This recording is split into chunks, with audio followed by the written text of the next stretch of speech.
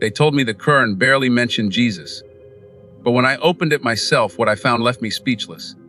Verses so clear, so powerful. They challenged everything I thought I knew about him. For most of my life, I believed Jesus was a figure you would only find in the Bible. I was told that Islam either rejected him or had nothing important to say about him. But the moment I read the Qur'an's verses about Jesus, that illusion shattered. Not only was he mentioned, he was honored in ways I had never imagined.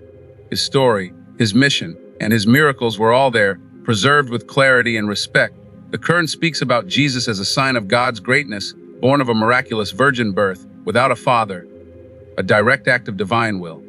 It speaks of his mother, Mary, not as a side figure, but as one of the most revered women in all of history, chosen above the women of the world. These verses didn't dismiss Jesus. They elevated him. But what shook me even more was how the Qur'an cleared up centuries of confusion. Jesus is described not as God or the Son of God, but as a servant of God, a prophet, a messenger who came with the same mission as those before him, to call people back to worshiping the one Almighty Creator. His miracles are described in detail, healing the blind, curing lepers, even giving life to the dead. But every single one is emphasized as being by God's permission. And then came the verse that stunned me most. They did not kill him, nor crucify him, but it was made to appear so. For the first time, I saw a version of Jesus' story that was consistent, one that protected his honor from humiliation and falsehood. The more I read, the more I realized this was not the Jesus Christianity hidden debates and doctrines.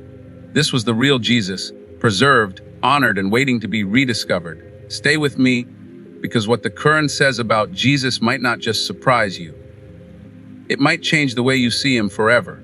The Qur'an's description of Jesus' miraculous birth is one of the most powerful and moving narratives, and it is unlike anything most people expect. When I read it for the first time, I was struck by how deeply it honored both Jesus and his mother Mary. The Qur'an tells us that Mary was chosen by God above all women, purified, and given a role unlike anyone before her.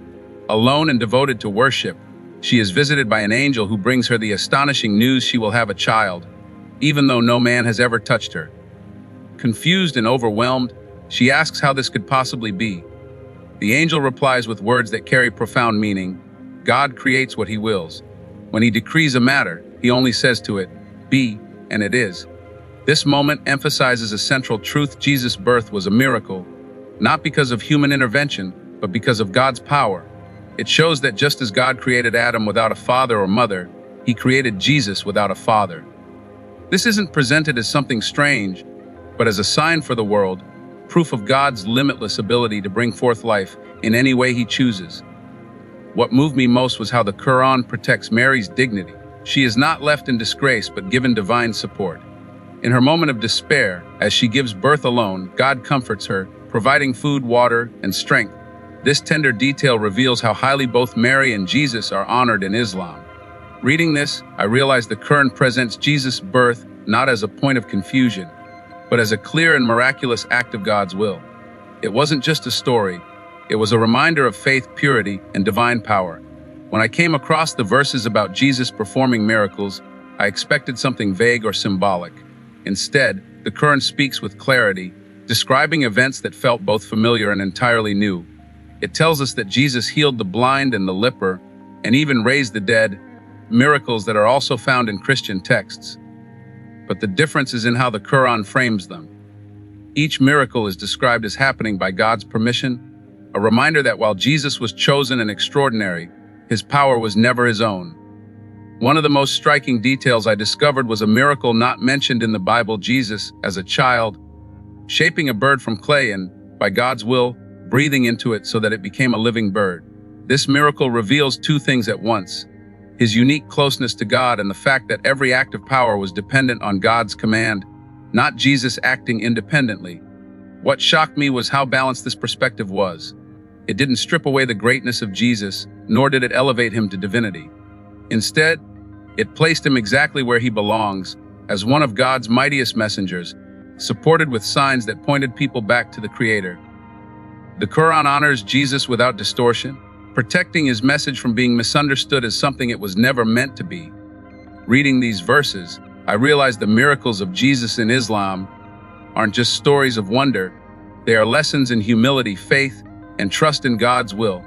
They show us that miracles are not about glorifying the messenger, but about glorifying the one who sent him. And that was a perspective I had never encountered before. The most shocking moment for me came when I reached the verses about the crucifixion. All my life I had been told that Jesus died on the cross, that it was the defining moment of his mission. But the Qur'an presented something entirely different, something I never expected. It said clearly, they did not kill him, nor did they crucify him, but it was made to appear so to them. At first, I couldn't believe my eyes. How could a book deny something so widely accepted in Christian tradition? But as I read more, I realized the Qur'an wasn't denying Jesus' greatness. It was protecting it. According to Islam, Jesus was not humiliated, tortured, or killed by his enemies. Instead, God saved him from their plot and raised him up in honor. The crucifixion, as the Qur'an explains, was an illusion to those who thought they had power over him. In reality, their plan failed, and Jesus was safeguarded by God himself. This perspective completely changed the way I viewed his story. Instead of seeing Jesus as a tragic figure defeated by his enemies, Islam portrays him as a victorious prophet, preserved until the time comes for him to return. The honor of a prophet is never lost, and the mission of Jesus continues without the shadow of defeat. For me, this was a turning point. It showed me how the Qur'an doesn't dismiss Jesus, but rather uplifts him, giving him a story of strength, dignity, and divine protection. It was a version I had never heard before, one that challenged everything I thought I knew. What struck me most in the Qur'an's verses on Jesus was how often he is described as a servant of God. At first, I wondered why this emphasis was so strong, but then it made perfect sense. The Qur'an makes it clear that Jesus never claimed divinity, never asked people to worship him, and never presented himself as anything other than a messenger of the one true God. He stood in the same line as Noah, Abraham, Moses, and Muhammad, prophets who carried God's message and guided people back to faith. Reading this was both humbling and eye-opening. It reminded me that being called a servant of God is not a reduction of honor, but the highest title any human can receive. In fact, the Qur'an describes Jesus speaking from the cradle, declaring, "I am the servant of God. He has given me the scripture and made me a prophet." Even as an infant, his mission was crystal clear: to serve, to obey, and to call others to the worship of God alone. This was a radical shift from what I had always been taught.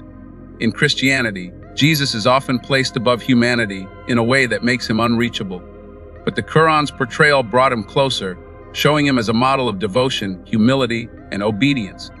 He wasn't distant or untouchable, he was relatable, embodying the perfect example of how a human being should submit to their Creator. For me, this truth didn't take away from his greatness. It magnified it.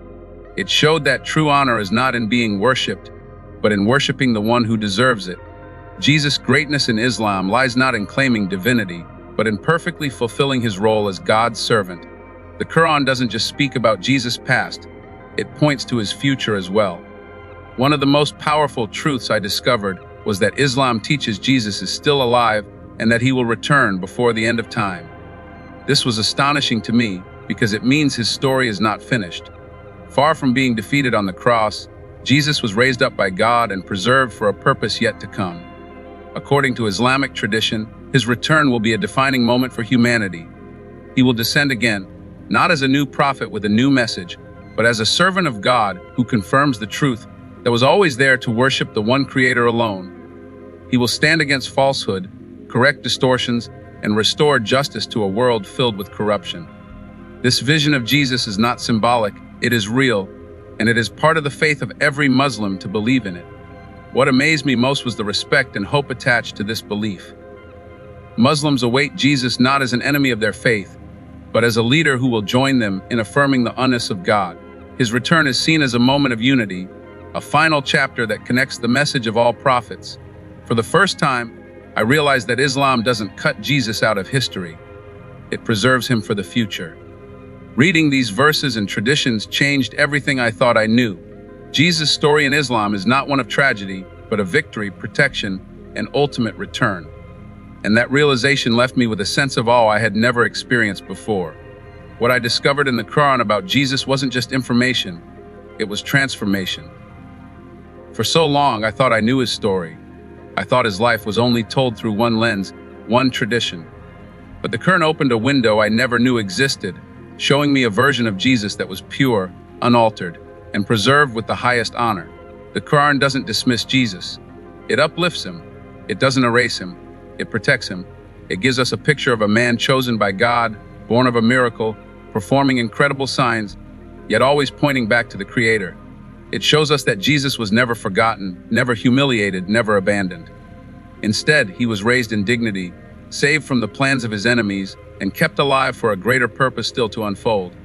And perhaps the most surprising part, Islam doesn't just preserve his past, it preserves his future.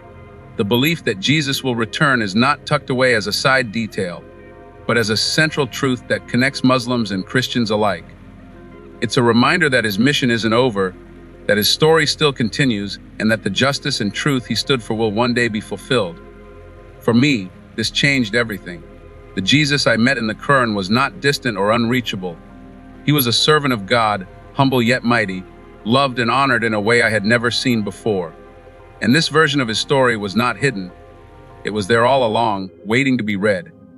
So maybe the real question is this: how many of us have overlooked the Qur'an, thinking it had nothing to say about Jesus?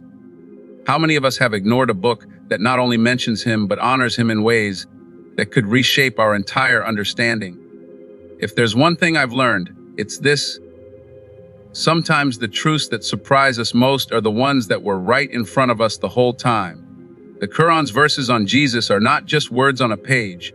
They are an invitation to see him as he truly was: a prophet, a servant, and a sign of God's endless power.